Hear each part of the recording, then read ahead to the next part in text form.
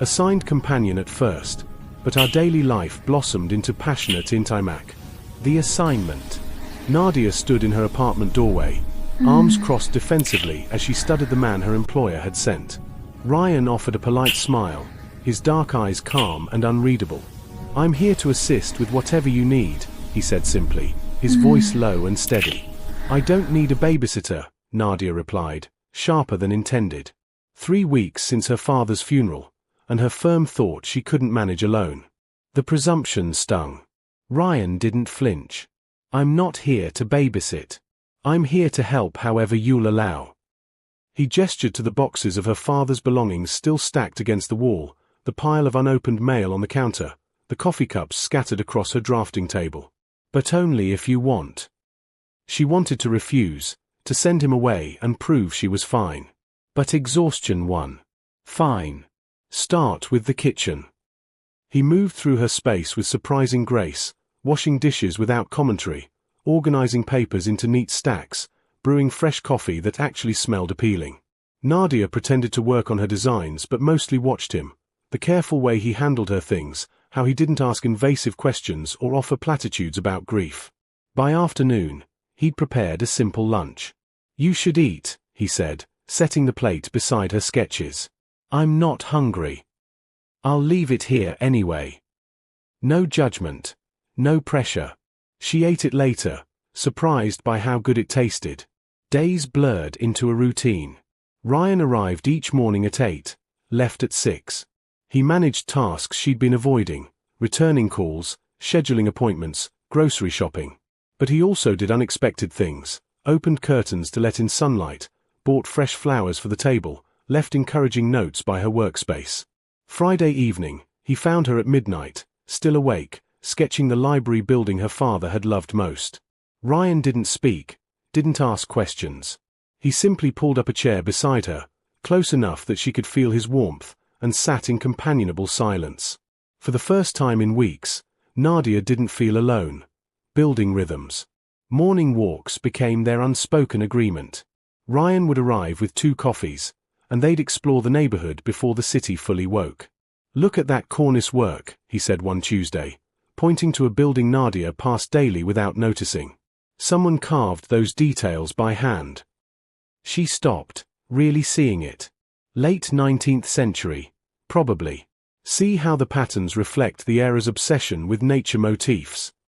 "Teach me more," he said, genuine interest warming his voice. So she did. Each walk became a lesson in architecture, in seeing beauty hidden in plain sight. And Ryan reciprocated, reciting poetry that matched their surroundings, verses about light and stone, about structures that outlive their creators. Rainy afternoons found them in corner cafes, conversations deepening beyond surface pleasantries.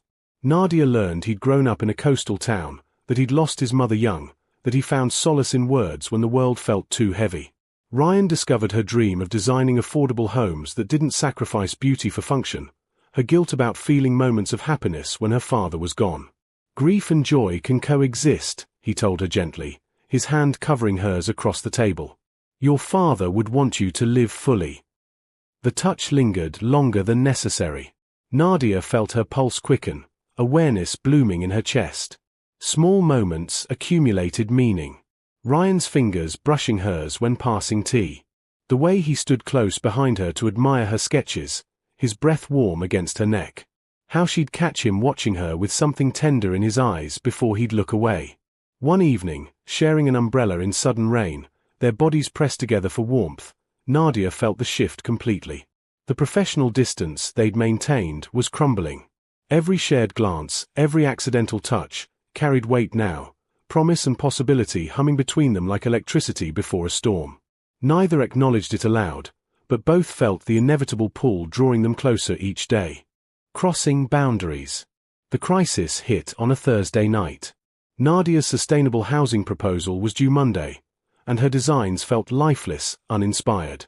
"I can't do this," she whispered, hands trembling over her drafting table at 11 p.m. Ryan had stayed late, sensing her stress. "Yes, you can. Show me what you have."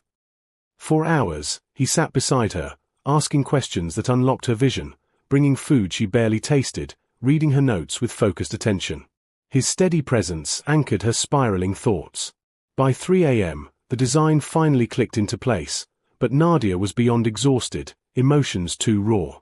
He would have known exactly what to say, she broke, tears spilling. My father always knew how to fix my designs, how to fix everything, and now he's gone and I'm just. Ryan pulled her into his arms without hesitation. You're brilliant and strong and doing something he'd be incredibly proud of. His voice was fierce, protective. You don't need fixing, Nadia. You never did. She looked up at him, faces suddenly intimate close. His thumb brushed away her tears, the gesture achingly tender. Time suspended. His gaze dropped to her lips, and she saw her own longing reflected in his eyes. The kiss was inevitable, soft at first, questioning, then deepening as months of restrained desire ignited between them. His hands cupped her face like she was precious, while hers fisted in his shirt, pulling him closer. They kissed with desperate hunger, tasting coffee and need and everything unspoken. When they finally broke apart, breathless, reality crashed back. I shouldn't have, Ryan started. Don't apologize, Nadia interrupted. Please don't apologize for that. I'm supposed to be helping you professionally. What if I don't want professional anymore? Her heart hammered. What if I want this? Want you? His eyes darkened with desire and something deeper. I've wanted you since the second week.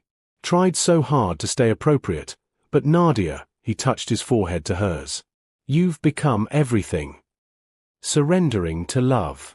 They agreed to be honest about their feelings, to explore what was growing between them without fear. The shift from professional to personal felt natural, inevitable. Their morning walks became dates, hands intertwined, stolen kisses at street corners, laughter that came easier now. Ryan took her to a rooftop restaurant overlooking the city she loved designing for. Tell me your biggest dream, he said, candlelight reflecting in his eyes. To create spaces where people feel safe enough to become themselves, Nadia answered, then turned the question back. Yours. I found it, he said simply, his gaze never leaving her face. You brought color back into my world. Before you, I was just going through motions. Now every day feels alive. She kissed him then, not caring who watched, pouring everything she felt into that connection. When they returned to her apartment, the air thrummed with anticipation. Are you sure? Ryan whispered against her lips, even as his hands traced gentle patterns down her spine. I've never been more sure of anything. They moved together slowly, reverently. His fingers learned the curve of her waist, the sensitive spot behind her ear that made her gasp. She explored the planes of his chest, the way his breath caught when she kissed his throat. Clothing fell away between tender words and heated touches. When he finally pressed her back against soft pillows, his body covering hers, every nerve sang with rightness. They moved together in perfect rhythm, hands clasping, lips meeting in kisses that tasted like promises. The pleasure built slowly, exquisitely, not just physical joining but souls intertwining. Afterward, wrapped in each other's arms, Nadia traced patterns on his shoulder. The companion arrangement officially ends next week. I know, Ryan murmured against her hair. Don't leave. Her voice was small but certain. Stay. Not as my assistant. As my partner. As the person I'm falling completely in love with. He tilted her face up, his smile radiant. I'm already yours, Nadia. Completely.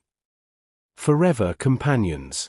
6 months transformed everything. Nadia's sustainable housing project was selected for development, her designs praised for their innovative blend of beauty and accessibility. At the public unveiling, she stood before investors and community members, Ryan in the front row.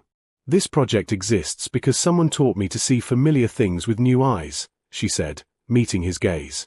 My partner, Ryan, showed me that the most meaningful designs, whether buildings or relationships, are built on foundations of patience, care, and genuine connection.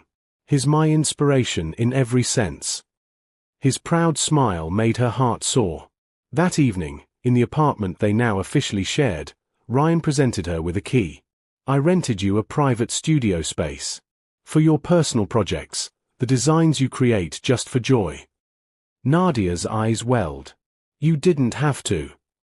I wanted to. You've given me everything. Let me support your dreams too. She kissed him deeply, then pulled out rolled papers from her desk. Speaking of dreams. She spread architectural plans across their table. Our future home. I designed it with spaces for your poetry books, my drafting equipment, a garden you can tend, and rooms for whatever comes next. Ryan studied the drawings, emotions flickering across his face. You designed us a life. We're designing it together, she corrected softly.